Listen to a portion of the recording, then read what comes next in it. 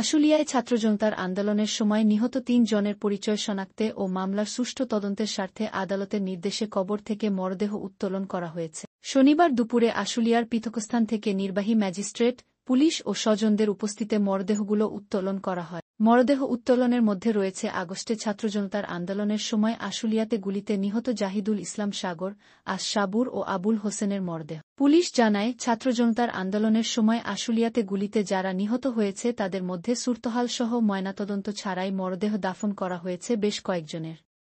এদের মধ্যে অনেকের স্বজন থানায় ও আদালতে হত্যা মামলা দায়ের করেছেন।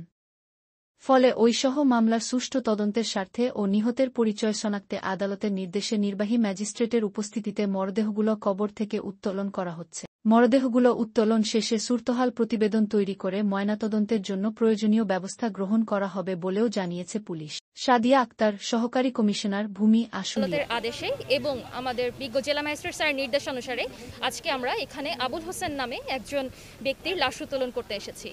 তার বাদী অর্থাৎ তার স্ত্রী, তিনি যেহেতু এখানে কোনটি তার কবর সেটি শনাক্ত করতে পারছেন না, তিনি আদালতে সেভাবেই আবেদন করেছেন এবং আদালতের আদেশেই এখানে কবর শনাক্তকরণের জন্য এবং লাশ শনাক্তকরণের জন্য আরেকজন অজ্ঞাতনামা ব্যক্তির লাশ উত্তোলন করা হচ্ছে। লাশ উত্তোলন শেষে সুরতহাল করে ডিএনএ টেস্ট এবং ময়নাতদন্তের জন্য এখান থেকে প্রেরণ করা হবে। আদালতের আদেশ যেরকম এসেছে সে অনুসারে আমি দুটো করেছি, আর একজনেরটা আরেকটা মামলার জন্য এখানে দুটো লাশ তোলা হচ্ছে, কার্যক্রম চলমান এখানে, আর দুটো আমাদের কার্যক্রম শেষ হয়েছে, আমরা ময়নাতদন্তের জন্য পাঠিয়েছি।